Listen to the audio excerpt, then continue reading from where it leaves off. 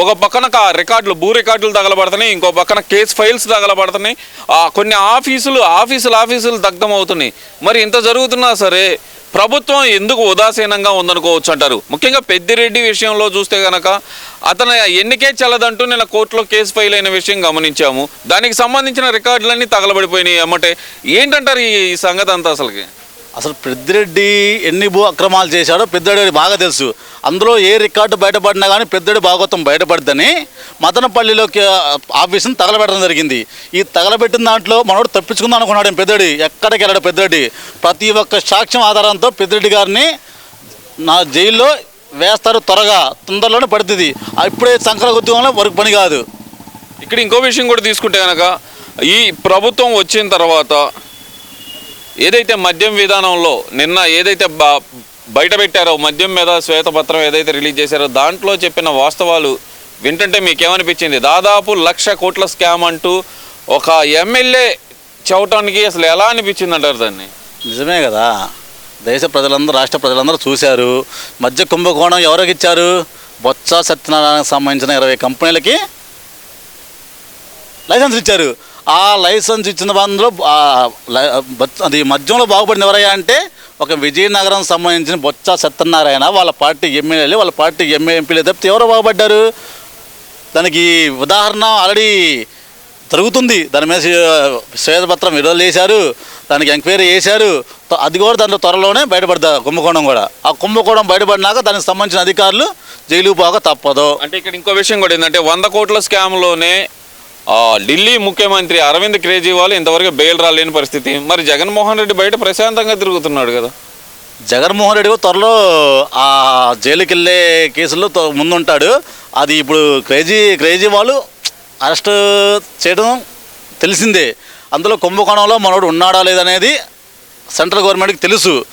త్వరలోనే కవిత వెళ్ళినట్టుగానే జగన్మోహన్ రెడ్డికి వెళ్తాడు. వెళ్ళినప్పుడు మన స్టేట్లో ఎంతైతే అరాచకం చేశాడో మధ్య కుంభకోణంలో మొత్తం బయటకు వచ్చింది. మనోడు కూడా ఈయన కేజ్రీవాల్ 100 రోజులు ఉన్నాడు, ఈయన 12 నెలలు, అప్పుడు 5 సంవత్సరాలు వచ్చింది ఆ కుంభకోణం బయటపడితే. గడిచిన 10 రోజులుగా రాష్ట్రంలో నడుస్తున్న విజయసాయి రెడ్డి వ్యవహారాన్ని అసలు ఎలా చూడొచ్చు అంటారు? అసలు విజయసాయి రెడ్డి వ్యవహారం ఆల్రెడీ అందరూ తెలిసిపోయింది. నేను కొత్తగా మాట్లాడాల విషయమే లేదు. అతను ఒక దేవాదాయ అసిస్టెంట్ కమిషన్ని సొంత భార్యలాగా వాడుకొని పిల్లోడు పుట్టినాక ఆమెని దూరం చేశారు. ఆ దూరం చేసిన వ్యవధిలో వాళ్ళ భర్త గారు ఎంత పోరాటం చేస్తున్నారో అది మీకు తెలుసు, మీడియాకి తెలుసు, రాష్ట్ర ప్రజలకు అందరూ తెలుసు. దాని గురించి ప్రత్యేకంగా చెప్పాల్సిన అవసరం అయితే లేదు. అది వాళ్ళిద్దరి మధ్య అక్రమ సంబంధం తీసేయండి. ఈ అవినీతి భాగవతం ఏంటి అసలుకి? అవినీతి భాగవతం అంటే ఇంకా తెలిసింది, అందరికీ తెలుసు. మళ్ళీ కొత్తగా చెప్పేదే ఉంది దాంట్లో. అవినీతికే మహారాజు ఎవరయ్యా అంటే విజయసాయి రెడ్డి. అంటే జగన్మోహన్ రెడ్డి అయితే A1లో ఉన్నారు, ఈయన A2 కదా. అసలు జగన్కి జగన్ అంటే ఈ కుంభకోణంలో జగన్మోహన్ రెడ్డి పాత్ర కూడా ఉండే అవకాశం ఉందంటారా? 100%. అసలు ఈ కుంభకోణంలో విజయసాయి రెడ్డి, జగన్మోహన్ రెడ్డి, పెద్దిరెడ్డి రామచంద్ర రెడ్డి, సజ్జల రామకృష్ణారెడ్డి, ఈ నలుగురికి తెలియకుండా ఈ స్టేట్లో ఏ ఒక్క పని కూడా జరగదు. ఏ భాగవతం జరిగినా ఈ నలుగురు స్కెచ్ ఉంటుంది, వీళ్ళు నలుగురు హ్యాండ్ ఉంటుంది. అందువల్ల వీళ్ళు నలుగురు కూడా త్వరలో జైలుకి వెళ్ళడం తప్పదు. ఆంధ్రప్రదేశ్లో ప్రభుత్వం మారి 50 రోజులు అవుతుంది. ఈ 50 రోజుల్లో ఈ ప్రభుత్వం సాధించింది ఏంటి అసలు? ఈ 50 రోజుల్లో ప్రభుత్వం సాధించింది, బాబు గారు యాక్చువల్గా కేంద్రానికి 7 ప్రాజెక్టులు పెట్టారు. 7 ప్రాజెక్టుల్లో కూడా 6 ప్రాజెక్టులకి కేంద్రం నిధులు ఇచ్చింది. ఇలా ఎందుకు ఇచ్చింది నిధులు? బాబు గారి మీద నమ్మకంతో అమరావతి రాజధాని ఎవరైతే చేస్తారనే నమ్మకం బాబు గారి మీద ఉంది కాబట్టి కేంద్రం ప్రత్యేకంగా మన ఆంధ్రప్రదేశ్ మీద దృష్టి పెట్టి 15,000 కోట్లు రాజధానికి ఇచ్చింది. రైల్వేలో బడ్జెట్ కేటాయించింది. వెనుకబడిన జిల్లాల్లో 50 కోట్ల కాడికి అమౌంట్ ఇచ్చింది. అది ఎవరి వల్ల ఇచ్చారంటే బాబు గారి వల్లే సాధ్యమైంది. సాధించింది ఏం లేదు, ఇవన్నీ అప్పులే కదా. రాష్ట్రానికి సాధించింది ఏమన్నా? అప్పులు సాధించడం కూడా పెద్ద గొప్ప విషయమా అంటూ వైసీపీ నాయకులు చేస్తున్న ప్రచారంలో వాస్తవం ఎంత అనుకోవచ్చు అంటారు? కేంద్రం ఇచ్చే బడ్జెట్లో ప్రస్తుతానికి కేంద్రం అన్న నిర్మలా సీతారామన్ ఏం చెప్పారు? వరల్డ్ బ్యాంక్ అయినా ఇస్తాము, ఏ బ్యాంక్ నుంచి అయినా సరే అప్పుల ద్వారా ఇవ్వట్లా, మేము మా నిధుల ద్వారా ఏదో పూర్వకంగా కేంద్రం నుంచి సపోర్ట్ చేస్తాము అన్నాం కాబట్టి ఆ రోజు ఇచ్చారు 15,000 కోట్లు అంతే. నీకు అప్పులని ఎక్కడ చెప్పింది? అప్పులు చేయలేదు కదా బాబు గారు. అప్పులు చేయడానికి ఇంకా మన దగ్గర ఏముంది? ఆల్రెడీ అన్నీ అమ్మేసావు, నువ్వు తాకట్టు పెట్టేసావు ఏపీలో. ఇంకా అప్పులు చేయడానికి ఏమో ఇచ్చేవాళ్ళు కూడా ఎవరు లేరు వరల్డ్ బ్యాంక్ వాళ్ళు. అందుకని కేంద్రం మొగ్గుతూ బాబు గారి మీద నమ్మకంతో 15,000 కోట్ల బడ్జెట్ ఇచ్చింది అంతే. ముఖ్యంగా ఈ జరిగిన 50 రోజుల్లో రాష్ట్ర వ్యాప్తంగా 4,500 చిల్లర దాడులు జరిగినాయి, వీటిల్లో 1,500 హత్యా ప్రయత్నాలు ఉన్నాయి అని చెప్పి, అలాగే 35 హత్యలు 36 ఆత్మహత్యలు అంటూ జగన్మోహన్ రెడ్డి చేస్తున్న ప్రచారంలో వాస్తవం ఎంత ఉందనుకోవచ్చు అంటారు? అసలు ప్రతి దాడుల గురించి జగన్మోహన్ రెడ్డి మాట్లాడడానికి ముందు సిగ్గు తెచ్చుకోమని జగన్మోహన్ రెడ్డిని. అసలు హత్యా రాజకీయాలు నేర్పింది ఆంధ్రప్రదేశ్లో జగన్మోహన్ రెడ్డి. జగన్మోహన్ రెడ్డి హత్యల గురించి మాట్లాడడం చాలా సిగ్గుసేటుగా ఉంది. నిన్న చూసాం కదా, ఢిల్లీలో వెళ్ళి ధర్నా చేశాడు. దేనికి ధర్నా చేశాడు?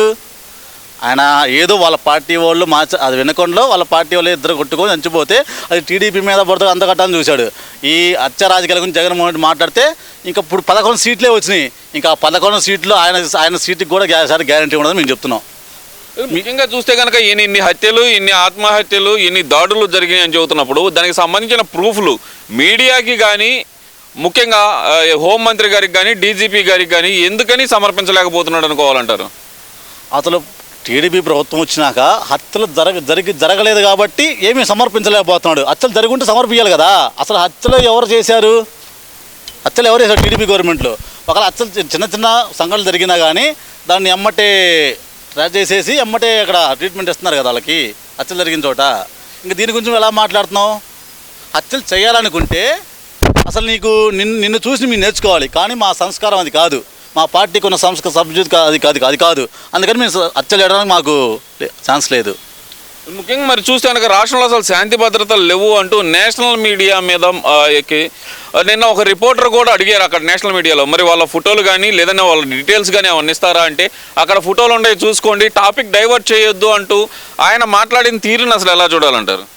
అసలు ఆయన మాట్లాడిన తీరులో అసలు ఒక్కటైనా నిజం ఉంటే అక్కడ హత్యలు జరిగిన చోట ఆధారాలు ఇస్తాడు. అక్కడ ఏమి జరిగినప్పుడు ఆధారాలు ఎలా ఇస్తారు? ఎప్పుడో చనిపోయిన తీసుకొచ్చి పిక్స్ అలా పెట్టి చూసుకుంటే ఎవరు చూసుకుంటారు అక్కడ? వాళ్ళకి తెలియదు నేషనల్ మీడియాకి.